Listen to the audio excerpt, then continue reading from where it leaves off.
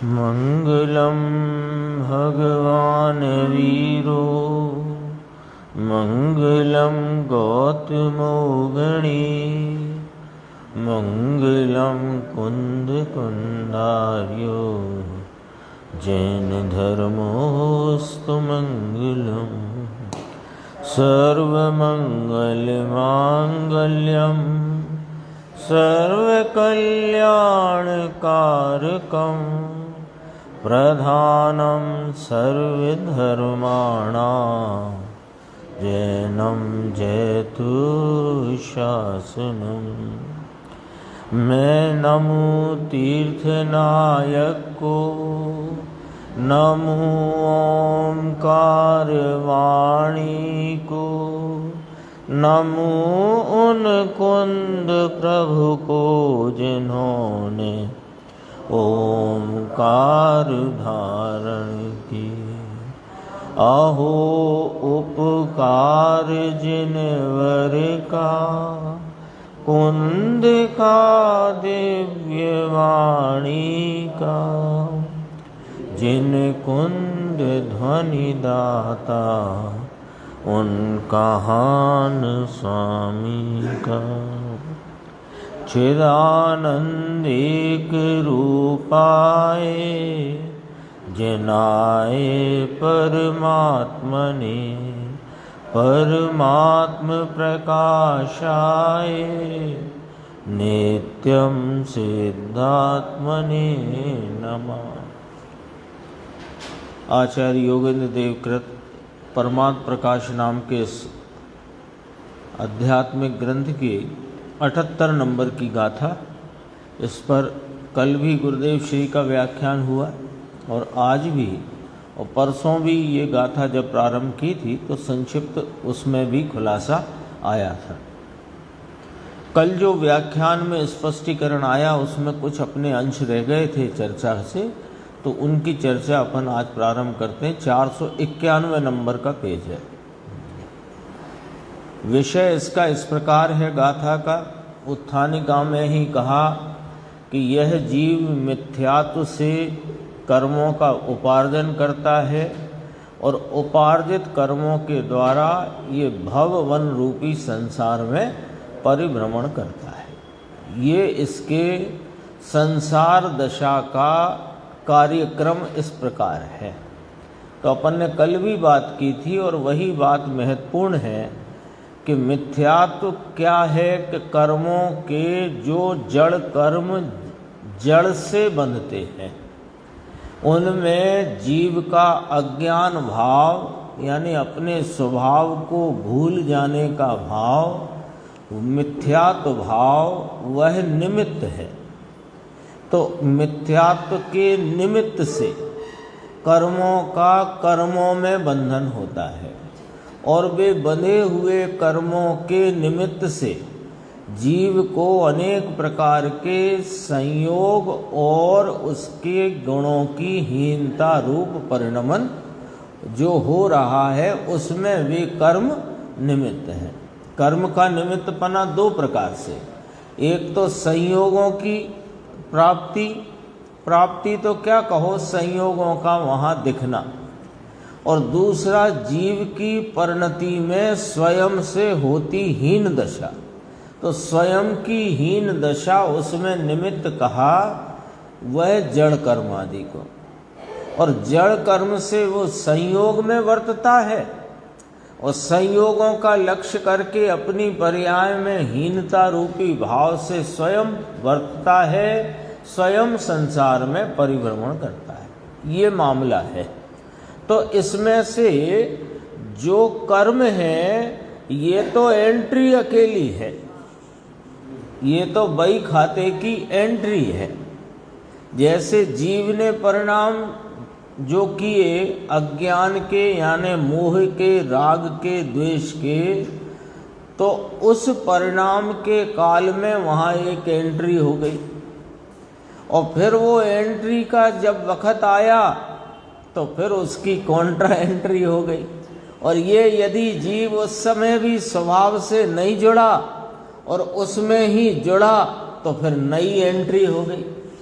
तो कर्मों को यदि इस पूरी व्यवस्था में से यानी जीव का अज्ञान भाव से उपार्जित द्रव्य कर्म के निमित्त से होते हुए जो संसार परिभ्रमण का भाव, इस पूरे कार्यक्रम में से यदि कर्म जो एंट्री मात्र है उसे अलग कर दो तो जीव के अज्ञान से ही जीव संसार में परिभ्रमण कर रहा है। मूल बात ये है यहाँ पर। तो उसी को देखो अपन आगे देखते हैं। 491 नंबर का पेज है। आत्मा केवल ज्ञानादि अनंत गुणों से बुद्धिमान है, चतुर है। यानी यह ज्ञान, दर्शन, सुख, आनंद आदि, वीर्य आदि ऐसे अनंत गुण स्वरूप है कि जिन गुणों की एक समय की प्रकट व्यक्त अवस्था में ये सारे लोक को जान ले, सारे लोक को देख ले, अपने अनंत सुख को भोग ले और अनंत सुख को प्रकट कर ले, ऐसा तो यह जीव पदार्थ है। तो भी वह जीव को उस संसार का कारण कर्म कहा। तो संसार का कारण तो मिथ्यात्व था। तो मिथ्यात्व यानी सामान्य, अभी अपन सीधी विवक्षा करें तो मिथ्यात्व कहो या कि जीव की परिणति में स्वयं को भूलकर हुआ अज्ञान रूप मोह राग द्वेष का भाव कहो, एक ही बात है। तो क्या हुआ कि संसार का कारण तो मिथ्यात्व कहा आचार्य भगवंतों ने, कि मिथ्यात्व कहा, पर उसमें उस सारी व्यवस्था को समझाने के लिए कर्णान योग रूपी कर्म सिद्धांत की विवक्षा प्रतिपादन जिनेन्द्र परमात्मा की वाणी में आया है ना। क्यों आया, उसका भी कारण है। ऐसे ही नहीं आया कि क्यों भटक रहा है ये जीव संसार में। पहले यहाँ से बात करी कि जीव तो मुक्त स्वरूप है, सुख स्वरूप है। अच्छा, जब यह मुक्त स्वरूप है, सुख स्वरूप है, तो इसकी परिणति में सुख क्यों नहीं है। यहाँ से बात चली कि आत्मा, जीव पदार्थ, जगत में जितने जीव हैं वे सब ही सुख स्वरूप है, मुक्त स्वरूप है। तो सुख स्वरूप है और मुक्त स्वरूप है तो परिणति में सुख क्यों नहीं है। पहला प्रश्न हुआ कि सुख इसलिए नहीं है कि ये संसार में बंधा हुआ है। आ गई ना बात। तो कहा संसार में बंधा है तो उसका कारण क्या है कि इसका अज्ञान भाव। अच्छा, तो ये तो ज्ञान स्वरूपी आत्मा है, ये अज्ञान रूप क्यों परिणमता है। तो कहा कि कर्मों के निमित्त में जुड़ने से और स्वरूप में नहीं जुड़ने से ये परिणमता है। तो कर्म कहाँ से आए कि कर्म इसने ही अपने अज्ञान रूपी अपराध से उपार्जित किए हैं। तो ये बन गया ना पूरा हिसाब। अब जब इस हिसाब को अपन स्थूल रूप से समझते हैं तो अपने को दिखता है कि अज्ञान भाव से कर्म से राग देश और संसार, तो मोह राग देश से कर्म और कर्म से मोह राग देश, मोह राग देश से कर्म और कर्म से मोह राग देश। तो ऐसा लगता है प्रभु इस संसार चक्र से कैसे छूटें कि पहले तो तुम तत्व ज्ञान करो तो छूट जाओ।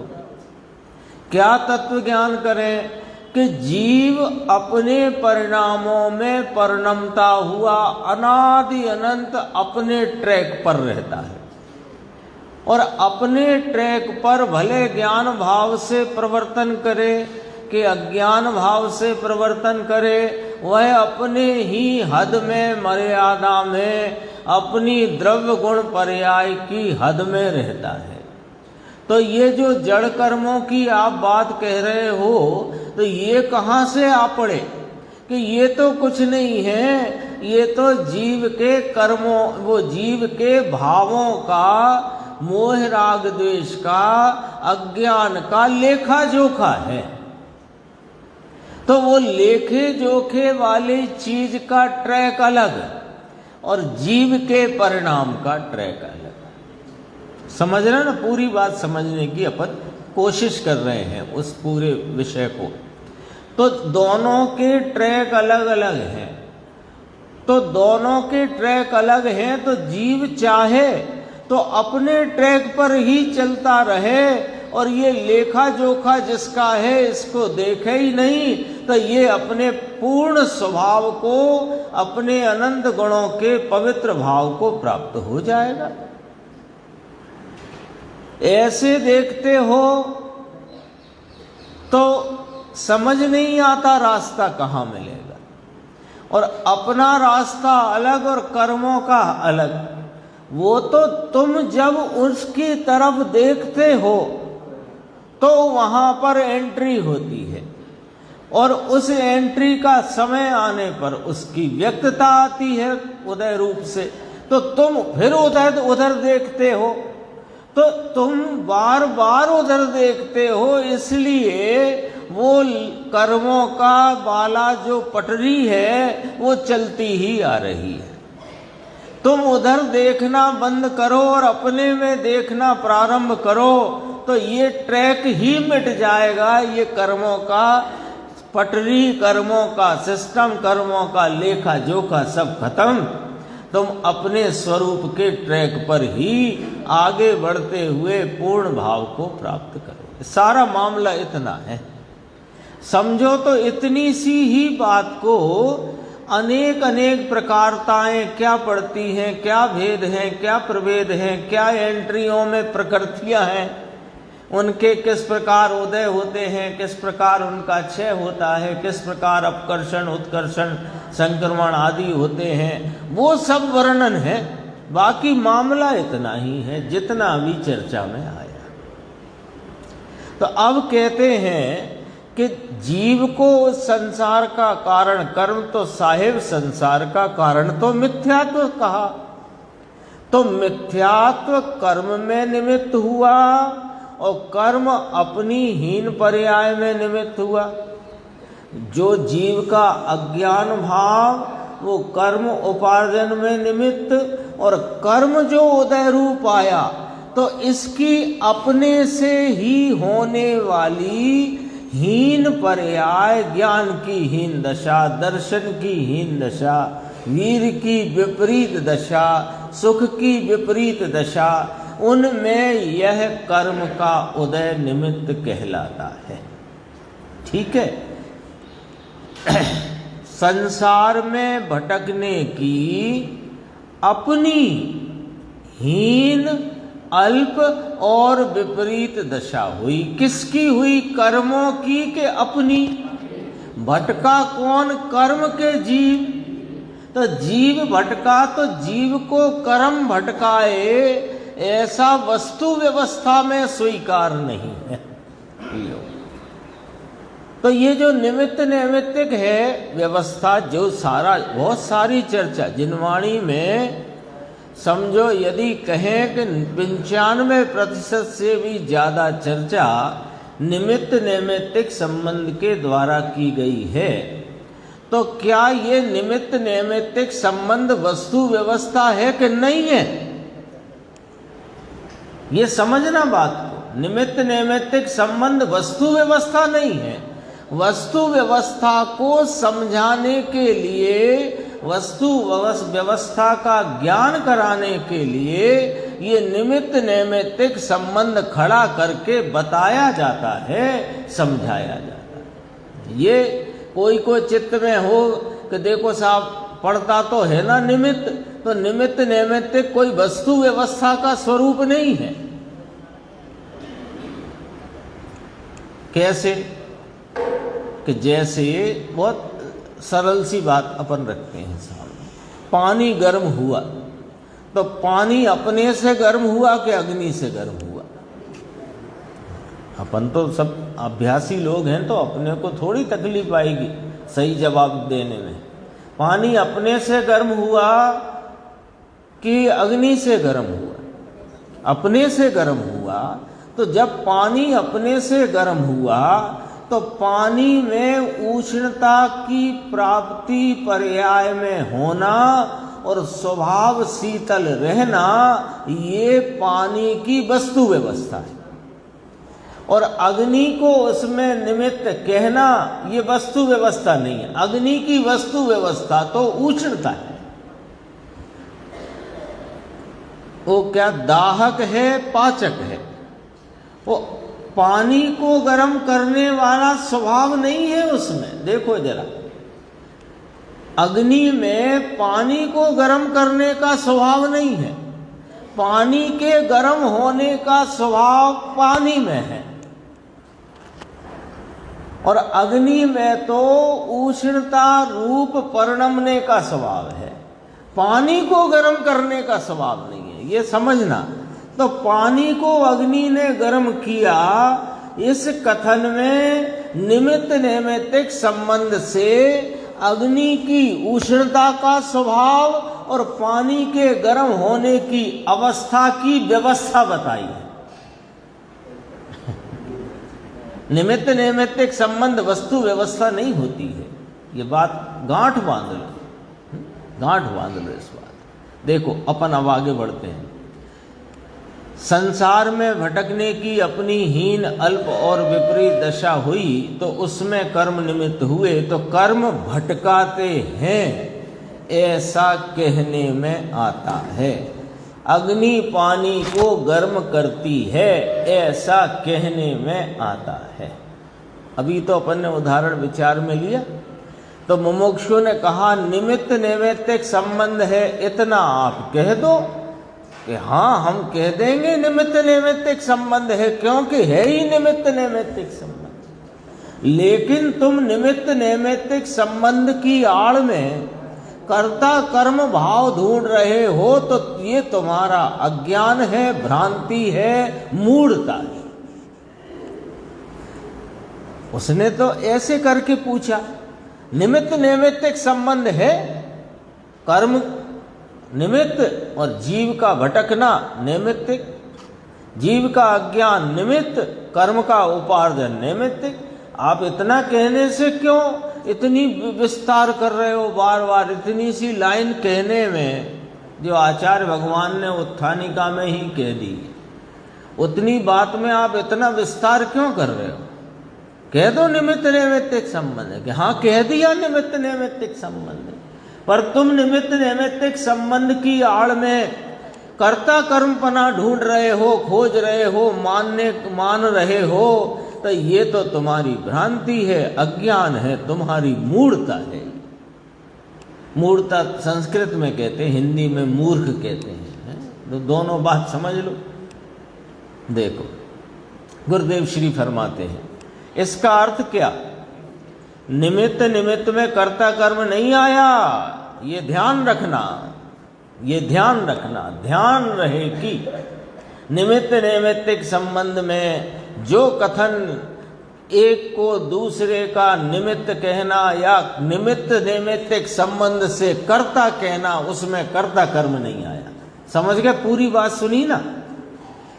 एक कार्य में दूसरे को उसका कर्ता कहना निमित्त नैमित्तिक संबंध के आधार से अथवा निमित्त नैमित्तिक संबंध कहना, दोनों में कर्ता कर्मपना नहीं आया। निमित्त नैमित्तिक संबंध से कर्ता कर्म कहने में निमित्त नैमित्तिक संबंध रहेगा, कर्ता कर्म नहीं होएगा। देखो साहब, निमित्त से कर्ता लिखा है इस शास्त्र में। अरे निमित्त से कर्ता लिखा है माने निमित्त नैमित्तिक है, कर्ता कर्म नहीं। ये ध्यान रखने की पॉइंट है। ये कुछ पॉइंट ऐसे आते हैं जो समझो अपने को फार्मूला जैसे याद रखना पड़ते हैं, है ना। 5 रुपए की 5 वस्तुएं हैं तो 5 कितने की हो गई? तो उसमें कौन सा फार्मूला आता है कि 5 गुणा 5 25, 55 25। तो वे ऐसे फार्मूले हैं। जब वस्तु तत्व के संबंध में विचार करके निर्णय की तरफ अपन बढ़ेंगे तो ये सब काम आएंगे। देखो, राग कर्म की पर्याय को करे ऐसा तो नहीं आया जिनेंद्र परमात्मा की वाणी में, उनके तत्व में, जिन शासन में। और कर्म की पर्याय जीव का राग करे ऐसा नहीं आया। निमित्त है राग कर्म की परिणति में, कर्म रूप कार्य में राग रूप जीव का राग रूप भाव निमित्त है। कर्म नाम जड़ कर्म, जड़ कर्म की प्रकृति प्रदेश स्थिति अनुभाग रूप जो बंध भाव है, उस बंध भाव के कार्य में जीव का राग निमित्त है। और जीव के राग में कर्म का उदय निमित्त है। कर्म ने राग नहीं कराया और राग ने कर्म नहीं बांधा।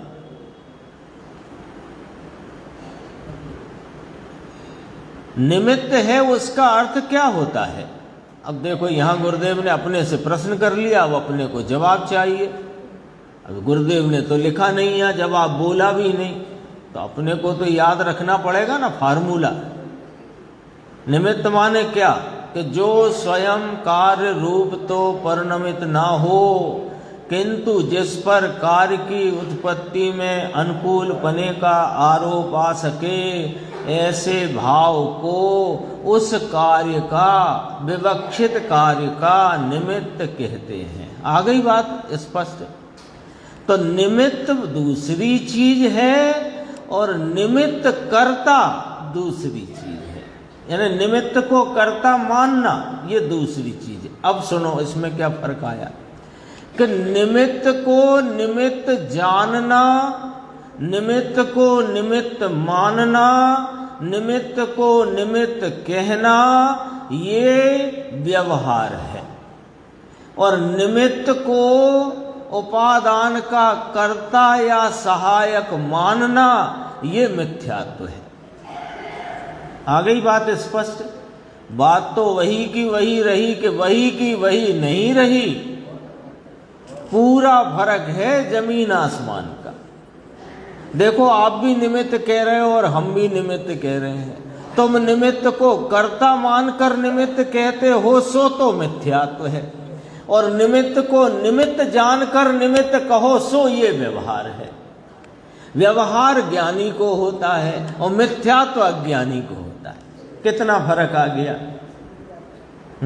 36 का अंक है, पूरा पश्चिम का फर्क है, जमीन आसमान का फर्क है। जैसे समझना वैसे समझो। निमित्त अलग बात है, चीज माने अलग बात है, निमित्त कर्ता मानना अलग बात है। 492 पेज पे अपन आते हैं। देखो, इसी की चर्चा है, निमित्त उपादान की। नीचे की तरफ है, थोड़ा बीच में आना। देखो, घड़ा बनाने में कुम्हार को निमित्त कहो, परंतु निमित्त कर्ता नहीं कहना है।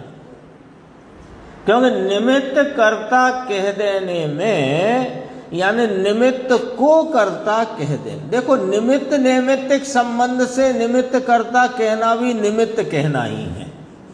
लेकिन निमित्त नैमित्तिक संबंध को दरकिनार करके और निमित्त को कर्ता कहे, सो ये तो अज्ञान है ना।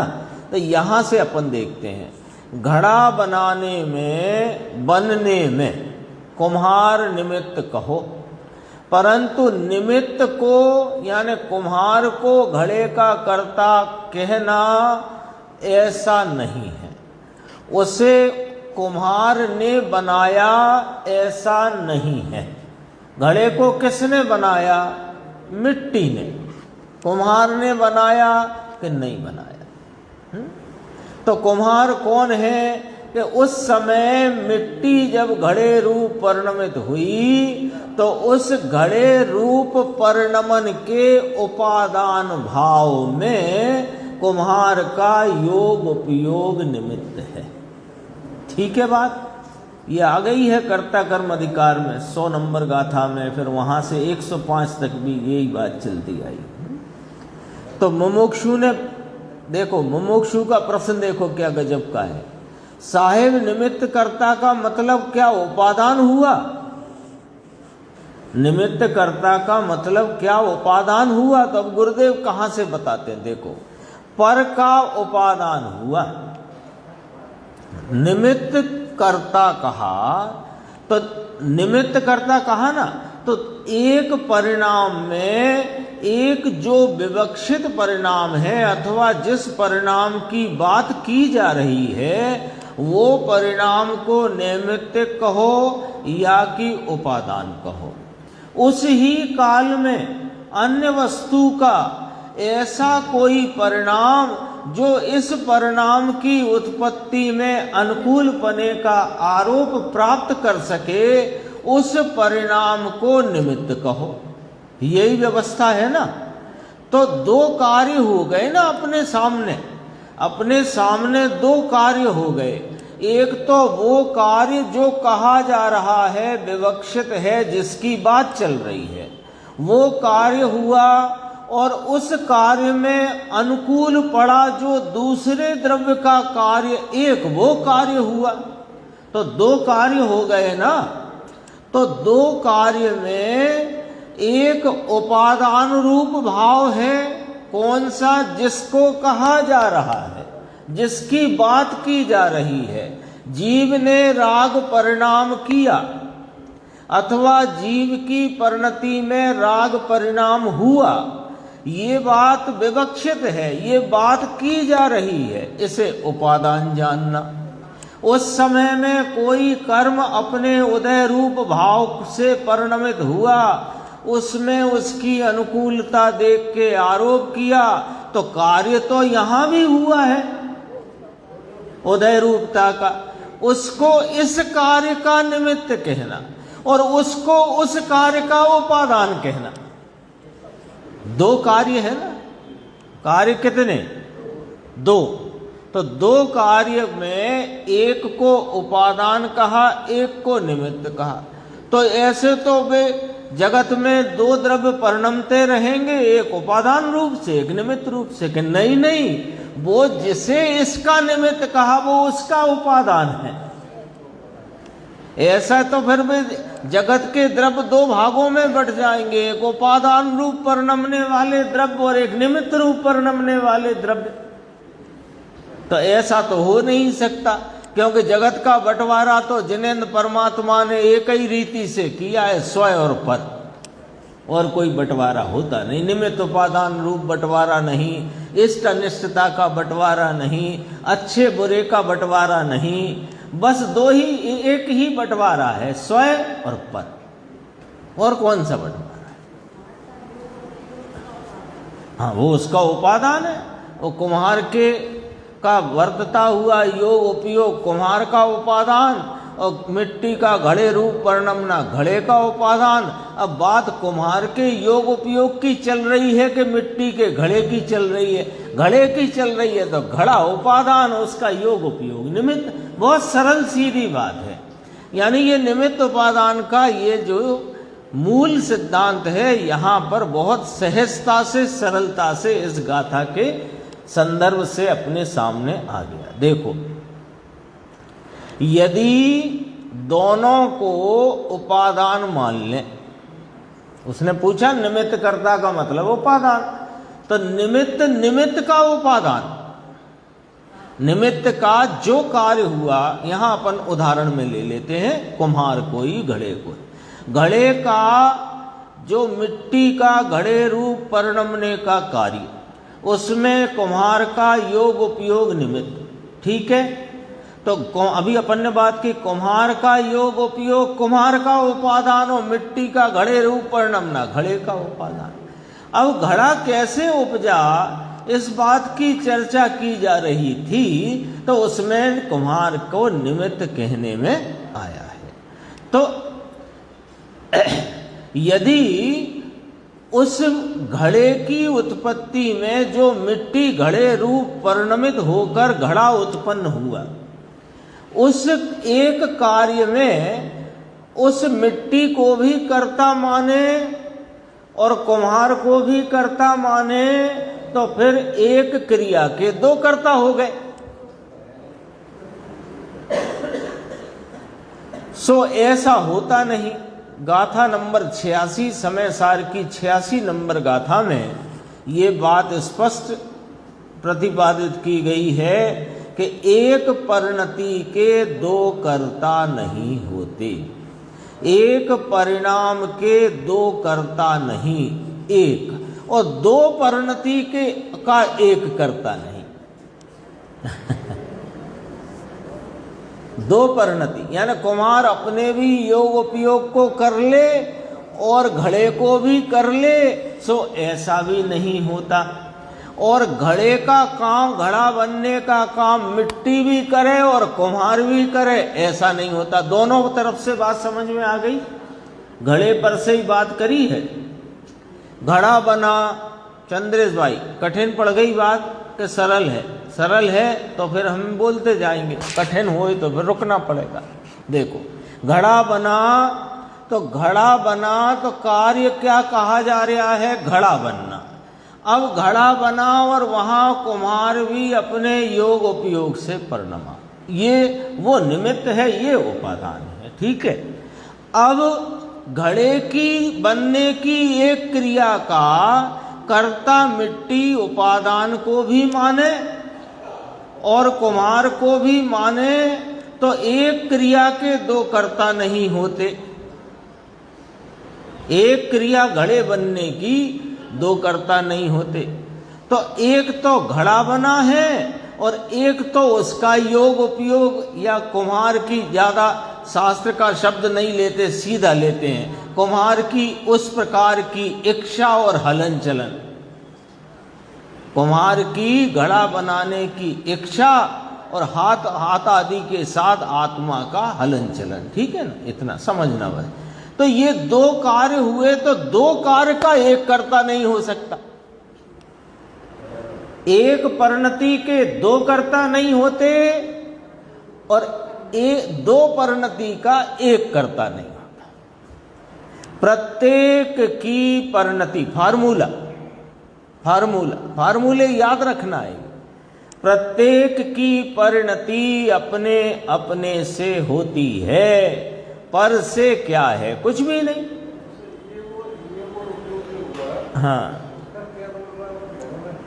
एक योग उपयोग से कहना है कि कुम्हार अपनी इच्छा रूप से और हाथों के हलन चलन से परिणमा, उसमें कुछ भी उसका कार्य नहीं है, कुछ भी कर्तव्य नहीं है मिट्टी के घड़े रूप परिणमन में, कुछ भी नहीं है। लेकिन कोई आया, वो यूं पूछता है कि ये मिट्टी तो यहाँ सुबह 8 बजे से रखी थी, ये 9 बजे ही घड़ा क्यों बना?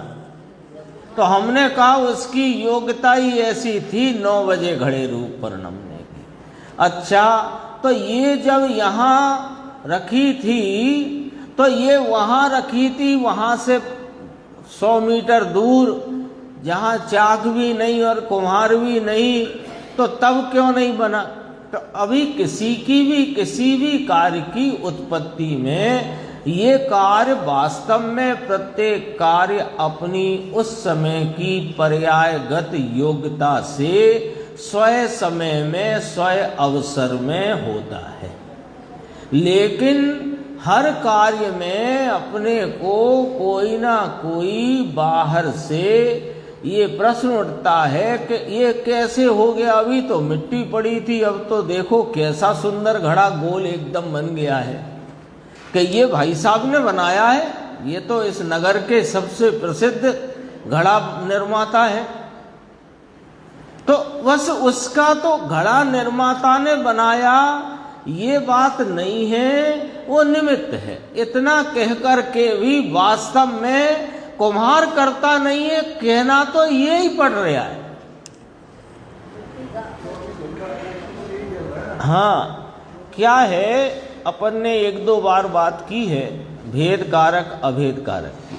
अभी शायद अपने 10 लक्षण में भी बात चली थी भेद कारक अभेद कारक की। कारक किसे कहना? सबसे बहुत सीधी सच्ची सरल बात कहते हैं कि कोई कार्य हुआ, कार्य तो हो ही रहा है, जगत में प्रत्येक द्रव्य परिणमन भाव से परिणमन से परिणमित हो ही रहा है, तो कार्य तो हो ही रहा है। जब भी कोई कार्य होता है और वह हमारे लक्ष्य में आता है, कार्य हमारे लक्ष्य में आता है, तो वहाँ 6 प्रश्न उत्पन्न होते हैं। क्या हुआ, किसने किया, कैसे किया, किसके लिए किया, किस में से किया, किस आधार से किया। ऐसे इन प्रश्नों के उत्तर रूप से जिनेन्द्र परमात्मा ने कर्ता, कर्म, करण, संप्रदान, अपादान, अधिकरण ऐसे 6 कारकों की व्याख्या जिन वाणी में की। अब इन कारकों को समझना है तो भेद कारक से समझ लो, सबसे सरल पड़ जाता है।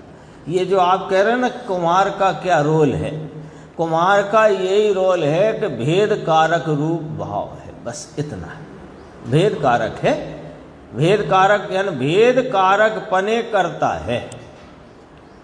तो ये क्यों रखा, ये भी बात क्यों रखी कि आपको गर्मियाँ शुरू हो गई, मार्च का महीना है, आपको ठंडा पानी चाहिए तो घड़ा चाहिए था घर के लिए, तो आप बाढ़ई के पास नहीं गए, आप लोहार के पास नहीं गए, आप कुम्हार के पास गए।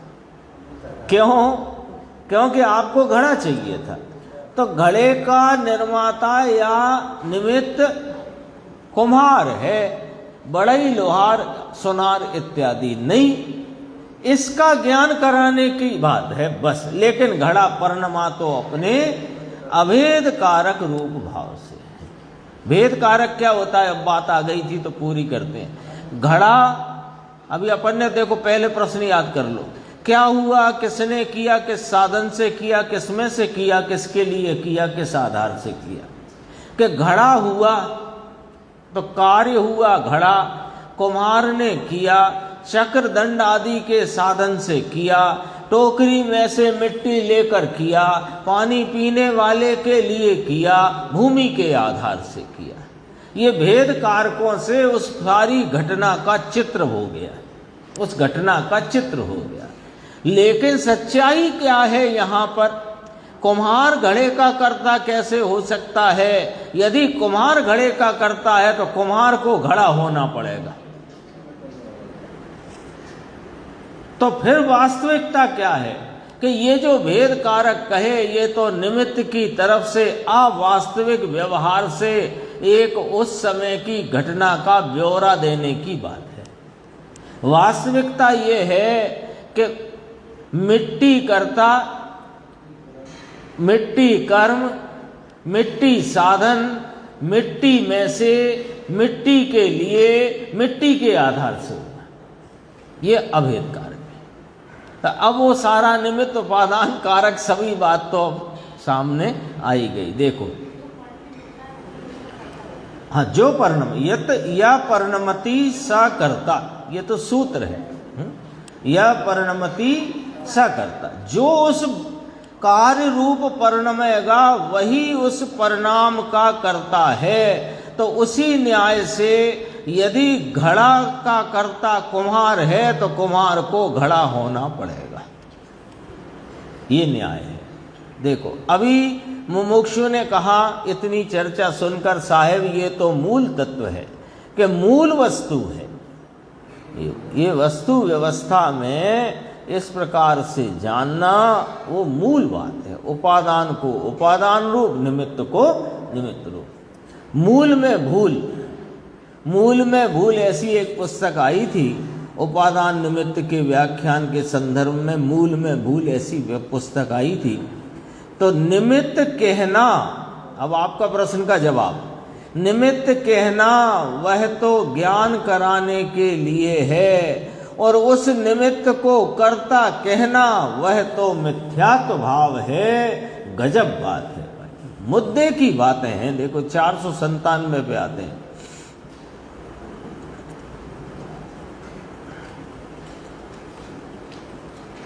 ये जो टीका की पंक्ति थी वहीं से अपन देखते हैं।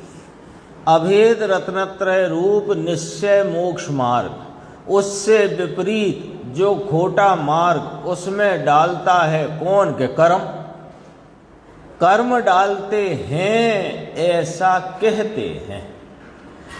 क्यों कहते हैं कि ये जीव अपनी परिणति में स्वयं भाव कर्म करता है, स्वयं मोह राग देश भाव से परिणमता है।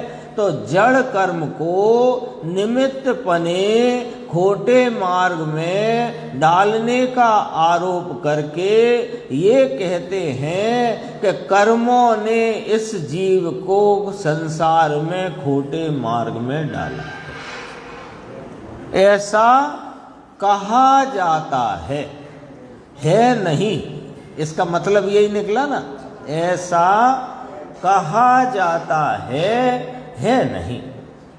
खोटा मार्ग तो स्वयं से करता है, स्वयं अज्ञान मिथ्यात्व मोह राग देश से परिणमता है, तो खोटा तो स्वयं से करता है।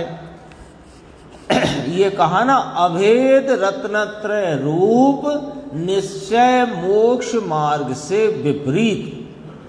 अभेद, जो अभेद रत्नत्रय अपने में होना चाहिए, भगवान पूर्णानंद का नाथ, उसकी दृष्टि, अभेद रत्नत्रय की व्याख्या, ये वस्तु अपनी वस्तु जो पूर्णानंद का नाथ है, उसकी दृष्टि, उसका ज्ञान, उसकी रमणता, यह अभेद रत्नत्रय होना चाहिए। ये सच्चा मार्ग, ये वीतरागी मार्ग है। वह नहीं करके उससे विपरीत करता है, तो कर्म ने विपरीत कराया, ऐसा कहने में आता है। कर्म कराता है, कर्म इसको संसार में रुलाता है, कर्म इसको मिथ्यात्व कराता है, कर्म इसको खोटे मार्ग में चलाता है कि नहीं, ऐसा बस कहने में आता है, कहने में आता है। देखो, एक चर्चा इसमें और है जो अपन लेना चाहते थे, पर समय थोड़ा कम है और ज्ञान गोष्ठी अपनी रुकी। उसमें 3-4 प्रश्न हैं जो रह गए हैं। बाकी उस ज्ञान गोष्ठी में कुछ गुरुदेव के बहुत महत्वपूर्ण बोल जो आत्मधर्म में छपे थे, वे हैं। तो उनमें से अपन सिलेक्टेड बोल की चर्चा अब अपन ऐसा करते हैं, आज ज्ञान गोष्ठी का 3-4 प्रश्न है, उनकी चर्चा छोटे छोटे हैं, उनकी चर्चा करके वह प्रश्नोत्तर वाला खंड अपन आज पूरा करेंगे। इसके बाद उसमें 2 परिशिष्ट हैं जिसमें गुरुदेव श्री के कुछ खास बोल हैं। उनमें भी कुछ खास बोल अपन जब अपने को थोड़ा थोड़ा समय मिलता रहेगा और अपन उनको लेते रहेंगे, है ना।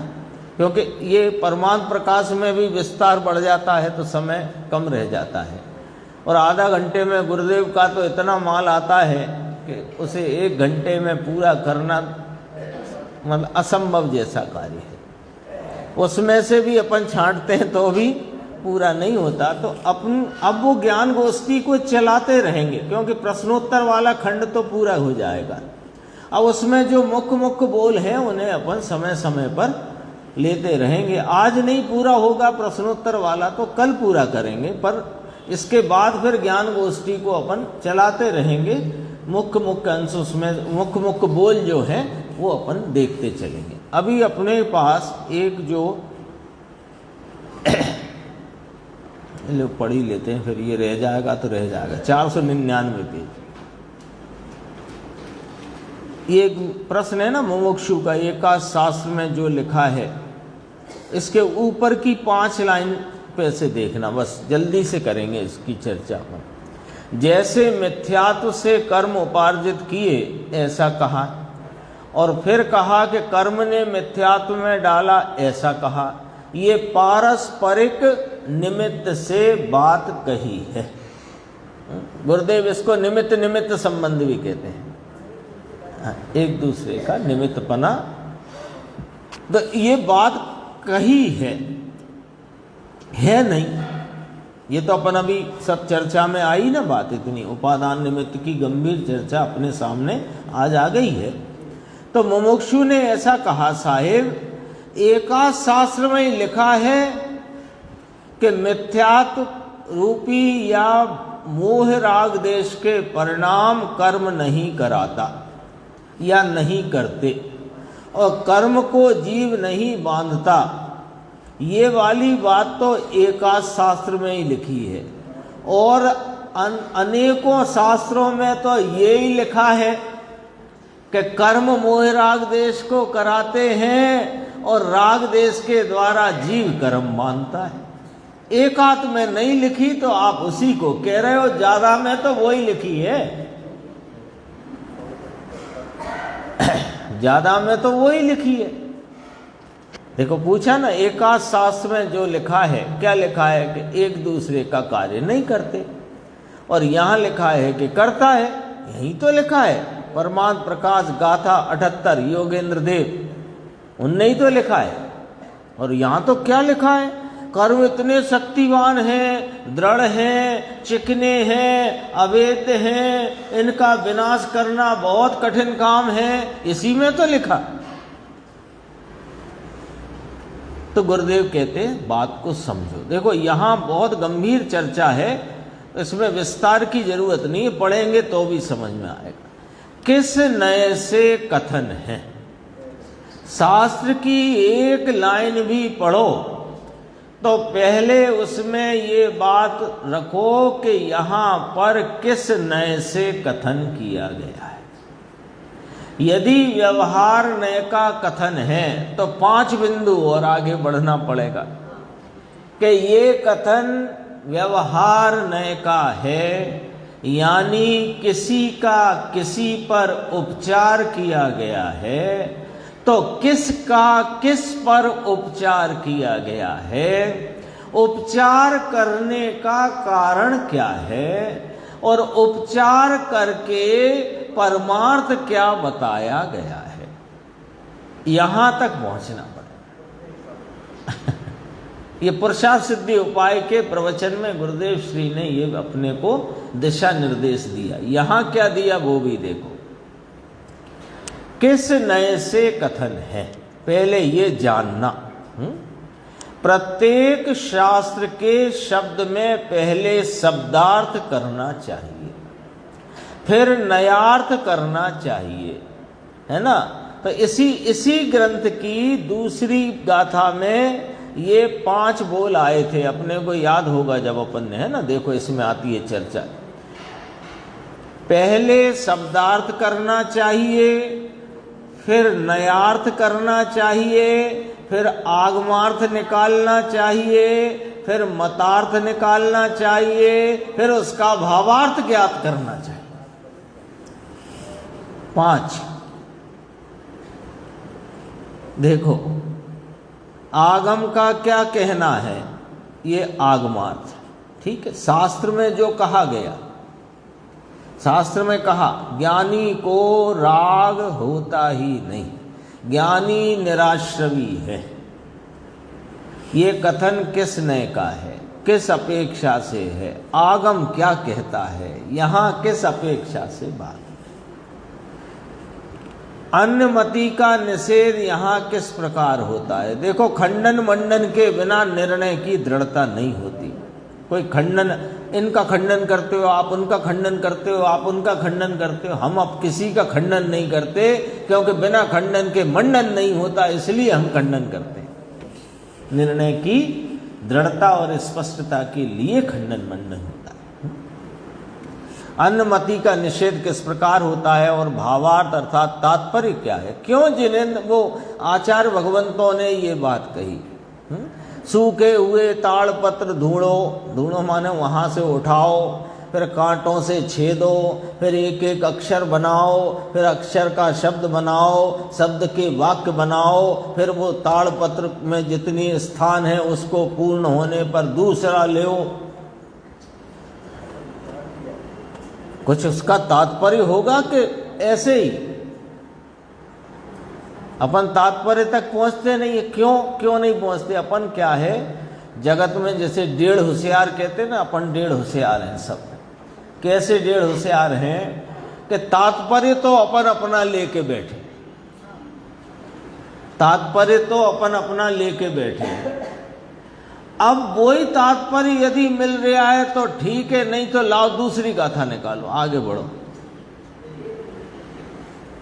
इसमें क्या कहा कि क्या इसका भावार्थ तात्पर्य है, वो उससे हमें कोई लेना देना नहीं। हमारा तात्पर्य तो ये है कि पुण्य से लाभ होता है, शुभ राग से मोक्ष मिलता है। हमारा तात्पर्य अनादि से यही चला आ रहा है, इसी की पुष्टि करो तो करो, नहीं करो तो आपने पता नहीं क्या कहा है। आगे बढ़ो, बोलो। पंडित जी ने भी लिखी ये बात, टोडरमल जी साहब ने नहीं लिखी। अपनी बुद्धि से सास का अर्थ करना नहीं, सास के अनुसार अपनी बुद्धि बनाए तो इसको शास्त्र के द्वारा सत्य तत्व का निर्णय करने में इसको लाभ हो।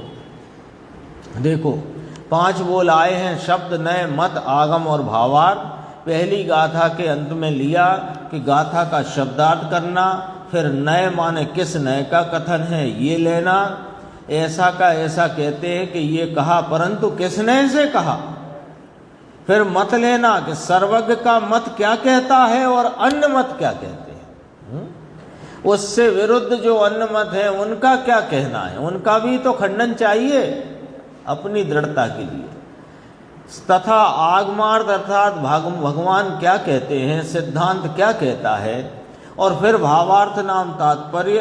तो तात्पर्य एक ही निकलना चाहिए।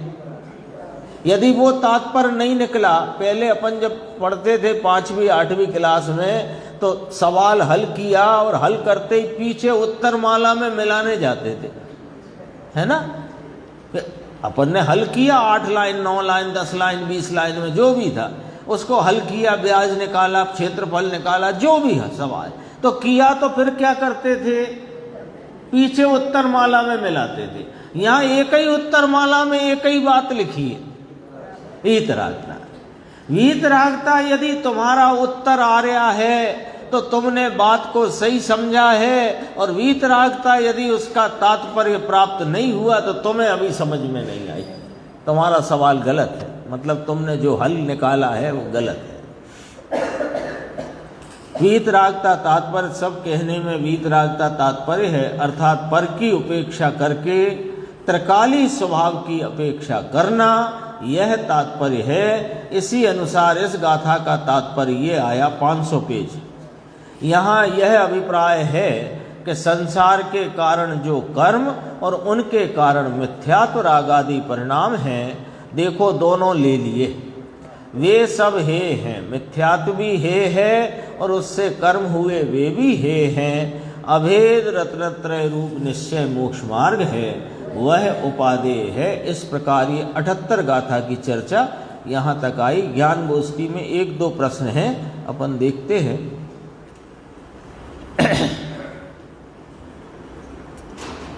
क्या इस चैप्टर के कुछ प्रश्न तो अपन ने 10 लक्षण में 3 दिन जो मुख्य ले लिए थे। देखो 660 वाला प्रश्न है, आप चाहो तो पुस्तक लेना हो लो, नहीं तो यहाँ जो देख सकते हैं देख सकते हैं।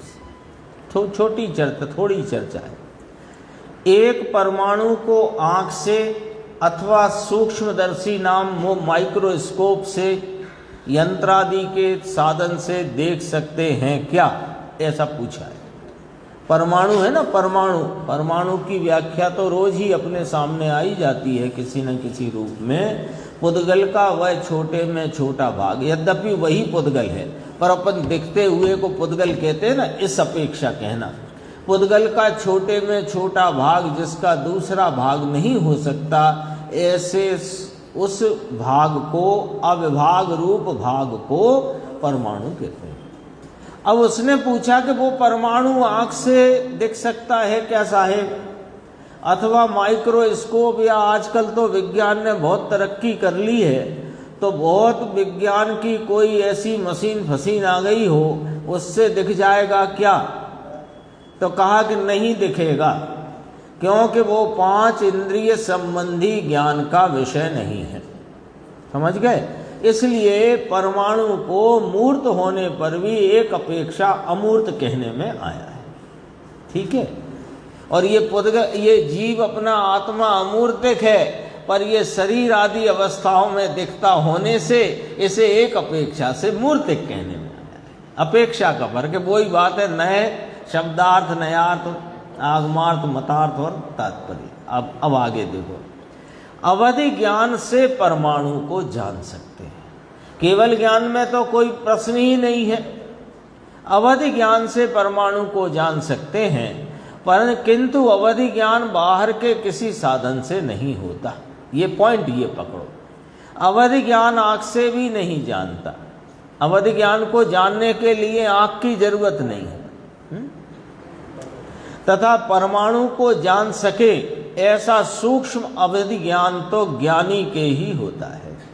वो परमावधि और सर्वावधि ज्ञान होता है, उसमें वो जान सकते हैं, और ये ज्ञानियों को, मुनिराजों को होता है। देखो, अज्ञानी को ऐसा अवधि ज्ञान नहीं होता। अर्थात ये नियम है, अब पॉइंट, अर्थात ये नियम है कि जो एकत्व रूप परम आत्मा को जानता है वही परमाणु को जान सकता है। कनेक्शन क्या है? कनेक्शन ये है कि अवधि ज्ञान, वो सर्वावधि और परम अवधि, दो भेद, तीन भेद है ना। एक तो देश, कौन कौन से थे अभी आए थे वो? हाँ, देशावधि। तो देशावधि तो भव प्रत्ययी है, वो तो अज्ञानी को भी नरक आदि में और स्वर्ग आदि में होता है, उसमें उसको वो नहीं जान सकता। सर्वावधि और परमावधि में जानने में आता है, और वो किसको, कि वो ज्ञानी को होता है। तो पॉइंट, तो फार्मूला क्या निकल आया कि जो एकत्व स्वरूप परमात्मा को जानता है वही परमाणु को जान सकता है। नीचे एक चर्चा और है, देखो, आपके समय सार का अध्यात्म का विषय तो बहुत सूक्ष्म है साहब, और हम तो यात्रा करने आए हैं, अतः हमें कोई सरल बात बताइए। पहले लोग निकलते थे, गिरनार जी की यात्रा पे निकले तो पालीताना गए थे, तो सोनगढ़ भी रुक गए और गुरुदेव के दर्शन किए, सुना, शाम को चर्चा में भी पहुंच गए, अब रुके हैं। तो उन्होंने कहा, साहब आपने जो दोपहर को सुनाया या सुबह सुनाया समय सार, वो तो बहुत सूक्ष्म है, और हम तो यात्रा करने निकले हैं। देखो, यात्रा करने का भाव शुभ है ना।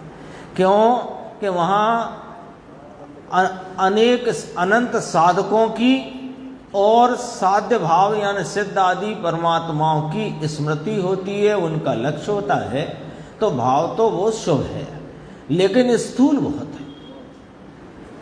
ये समझना, जरा बात को समझना, स्थूल है वो भाव। यात्रा का भाव है तो शुभ, पर स्थूल बहुत है। और स्वाध्याय का भाव वो भी शुभ, लेकिन सूक्ष्म, थोड़ा उससे इतना ख्याल रखना मत। हम तो यात्रा करने आए हैं, इसलिए हमें कोई सरल बात बताओ। देखो, गुरुदेव की सरल बात क्या होती है वो सुनना है। उनने पूछा सो बढ़िया किया, गुरुदेव की सरल बात क्या है वो अपने को सुनना है। हम तो सबको भगवान देखते हैं, स्वाध्याय में आओ तो, यात्रा में आओ तो, ठीक है। अंदर नित्यानंद प्रभु त्रिकाली चैतन्य भगवान विराजमान है, उसके आश्रय से सम्यक दर्शन और धर्म होता है। ये सरल बात है। लो योगेश भाई, सबसे सरल बात, जिनवाणी की सबसे सरल बात, द्वादशांग रूपी जिनवाणी में सबसे सरल बात क्या है कि ये नित्यानंद प्रभु त्रिकाली चैतन्य भगवान हाजरा हुजूर विद्यमान प्रवर्तमान विराजमान है, उसके आश्रय से सम्यक दर्शन होता है और धर्म होता है। इससे सरल बात जिनागम में नहीं, सबसे सरल बात।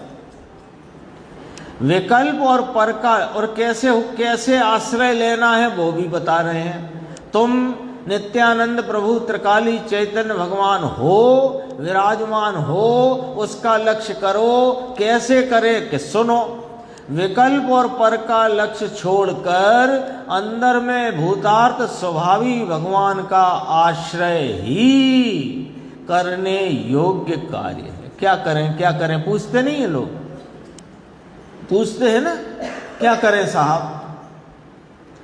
हाँ, आप तो बता दो हमें क्या करना है। ये करना है क्या?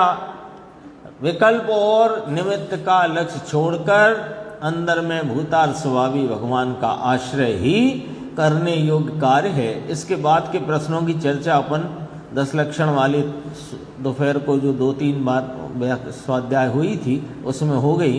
एक ये 664 है, अभव्य को केवल ज्ञान का आवरण में निमित्त जो केवल ज्ञानावरणी है वो है कि नहीं है। निमित्त ही है वो भी, उससे आवरण होता है ऐसा तो है नहीं, पर निमित्त होने से कहने में आता है। तो उत्तर कहा कि है। ये प्रश्न क्यों आया वो समझ लो तो उत्तर तो 1 मिनट में समझ में आएगा। उसका प्रश्नकार का प्रश्न ऐसा है कि जब अभव्य को केवल ज्ञान होना ही नहीं है तो उसे केवल ज्ञानावरणी निमित्त भी नहीं हो, निमित्त रूप भी नहीं होना चाहिए था। प्रश्न समझना, जब अभव्य को केवल ज्ञान का भाव ही नहीं हो, भाई जिन्हें होना हो केवल ज्ञान तो उन्हें केवल ज्ञानावरणी का उदय मान लो, पर जिन्हें होना ही नहीं है उन्हें क्यों केवल ज्ञानावरणी का आप उदय मानते? तो है कि नहीं है, हमें ये बात बता दो कि है भाई, है। क्यों कि अभव्य को भी शक्ति अपेक्षा से केवल ज्ञान है, क्योंकि भव्यता अभव्यता पर्यायगत योग्यता के भेद हैं। वस्तु 2 प्रकार की नहीं होती है कि भव्यता वाली वस्तु की शक्तियां अलग प्रकार की हों और अभव्यता वाली वस्तु की शक्तियां अलग प्रकार की हों, ऐसा नहीं होता। आत्मा तो अभी पीछे पढ़ के आए, नित्यानंद त्रिकाल प्रभु चैतन्य परम पदार्थ विराजमान है, अभव्य का भी और भव्य का भी। उसे पर्याय में नहीं होना ये योग्यता का हिसाब है और होना है ये भी योग्यता का हिसाब। उसके भी केवल ज्ञान होने की शक्ति विद्यमान है, तो केवल ज्ञान होने की शक्ति विद्यमान है तो उस शक्ति की व्यक्तता में जो निमित्त पड़ता है वो केवल ज्ञानावरणी आवरण भी होता है। ये वाली बात आई। बाकी तो सब आ गई है चर्चा में, ये हो गई थी सब चर्चा। ये 2 प्रश्न ही थे। अब 2 प्रश्न अपन समयसार सिद्धि भाग 6 में से 613 पेज और 624 पेज पे 2-3 प्रश्न हैं वो लेंगे। फिर इसके बाद ये नीचे बहुत गंभीर बॉक्स है, इसकी चर्चा करेंगे। और फिर जो द्वितीय खंड है उस द्वितीय खंड में अपन खास बिंदु समय जैसा जैसा जब जब मिलेगा तब तब अपन लेते जाएंगे।